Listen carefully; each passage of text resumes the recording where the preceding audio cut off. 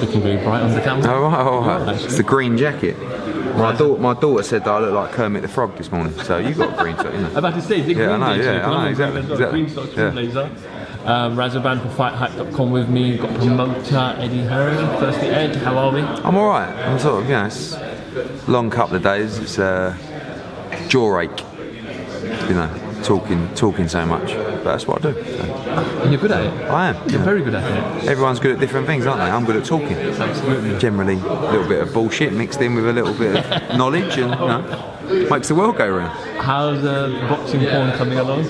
Boxing porn's good. I think we have a full box set for everyone this Saturday. My dad told me off about that comment. He watched the thing back. He said, "What's this boxing porn? You lift the table up with you." Did that go live on Sky Sports? No, I didn't put that bit out. No. Okay.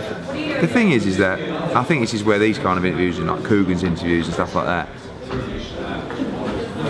you can be corporate. Like if I'm doing a Sky thing, obviously I won't say the same kind of things that I'd say in this interview or with Coogan. But people like that, there's no. Just be yourself. If it means I'm going to swear or it means I'm going to say something a little bit crude, just come out. It's not that I'm planning to say it, it's just... If you put on scale the corporate versus the non-corporate, I think the non-corporates would definitely outweigh the corporates in terms of what they like. Yeah, I mean, I think coming to a fight, when you're selling a ticket to someone, fans don't really want that ticket to come from necessarily a corporate institution. They want to come from like one of them, really, and that's why I think I understand the market, because I think if I wasn't me and I was like me but someone else, I'd want to be coming to my shows. Fucking, I had no idea if that made any sense. No, but yeah, do you know what I'm saying? So. Like I know that my friends now are coming to all my shows and they're buying tickets, which is great. Because normally they're like trying to ponce tickets, and because they're good nights out, they're events, and they're saying, "Oh, I've got to go to that." So, I think if people feel like it's being put on by someone who knows the market and knows how to put on a good night, I think it's better than some. I think people say, "Oh, what's the difference with us?" I don't know. Like maybe it's just because I'm younger, but I don't think my dad could come out now and have the same success doing what I'm doing because he's nearly 70. Like how can a bloke? It's the same as Dana White. It's just like a fairly young guy in a t-shirt and jeans and like. This is what's going to be great. We got this. My dad would say, right, what about a brass band, And like when we play the music in between the rounds, my dad's going to me, what is this? I'm going, look around you, and everyone's like up down, So it's not for everyone, but you almost have to do what you like and what to create the kind of night you'd like to go to. But of course, not everyone's going to like it. I remember Jim Watt. Once, I looked over and the music was, and he was like as if to say, turn it down. And everyone else is like, turn it up.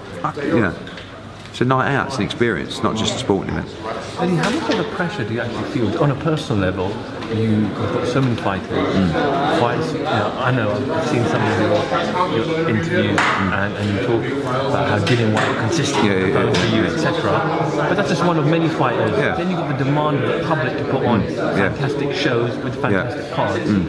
How do you keep it so cool? I sort of like that's what really without like targets, without proving people wrong, without if I had it now where it was like we're smashing it, we're number one, I could put on wherever I fucking want, people are going to turn up, the product's going to go downhill really quickly. That's what actually happened last time with boxing.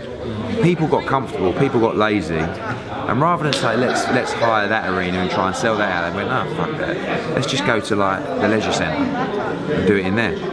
Whereas now, like when we're planning the events now, we look at the smaller venues, good excuse. I mean, no disrespect to these venues, but like I don't know, Hull Ice Arena, holds 2,800. It really ain't the best, but I'll tell you what, I'll get a great atmosphere in there. But I can't go back to that on a televised show because the look and the feel of everything we're trying to do, that doesn't sit with it all.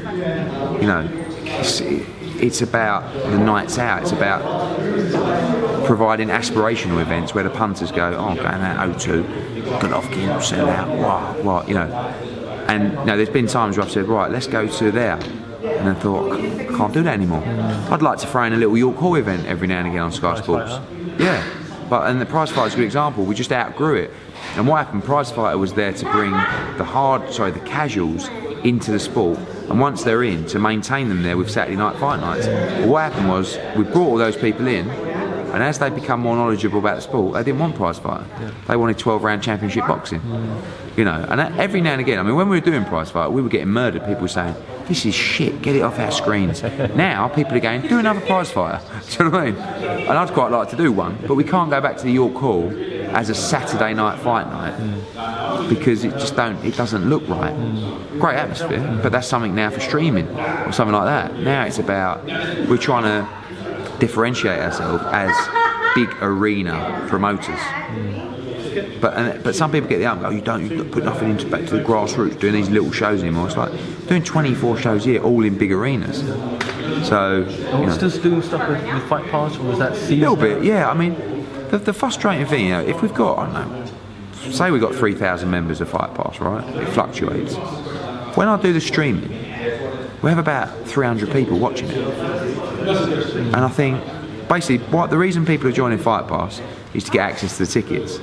They're not buying it for streaming of live events, because I remember once I was at York Hall and there was a great fight on that we were streaming, and I said to the guys, how many people watching that? Go and check the numbers. And they came back and it was like 212. And it's like 212, and it's costing you like 15 grand to put the production in. And it's like, why are we bothering with this? I'd rather stream it on SkySports.com or something like that. At least there's already the platform there and the viewers.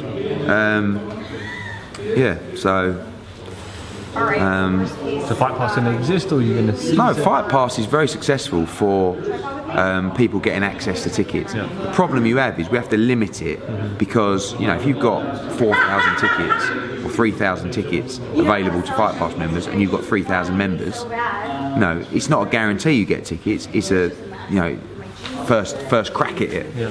But we need to develop a system where there's more for, you know, in terms of the loyalty of Matchroom customers, because why should you, who have signed up to Fight Pass, who have been to one show, get a ticket before the guy that's been to every show last year? Now, really, if you come to all the shows, you should be guaranteed a ticket for a fight like this. So it's just trying to get that scheme in place.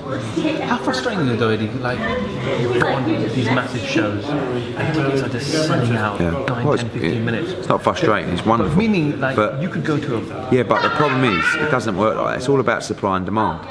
That once the demand is so huge, the reason the demand is so huge sometimes is because of the low supply. So when you do an event at the O2, people go, it's the O2, I know this is going to sell out, they always sell out, so here I go, you know, I'm on it.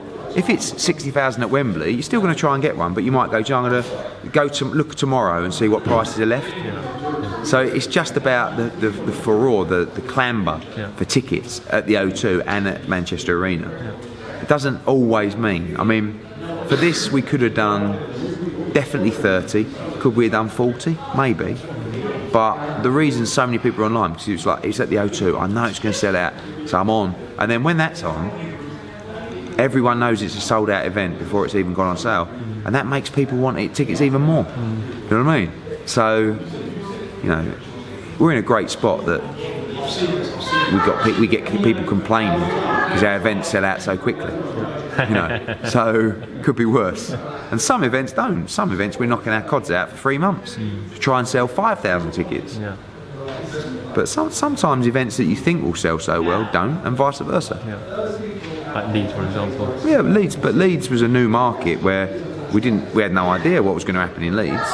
But you know, there's been fights that we've done. You know, might be Liverpool, might be Manchester, where you go, this is going to go well. Boom, go on sale, and it's a slow burner. Yeah. That's when you have to really work at it.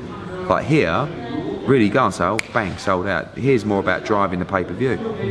But you know, on a normal show, it's just 3 months of knocking tickets out, you know, and that's hard graft when they're not selling.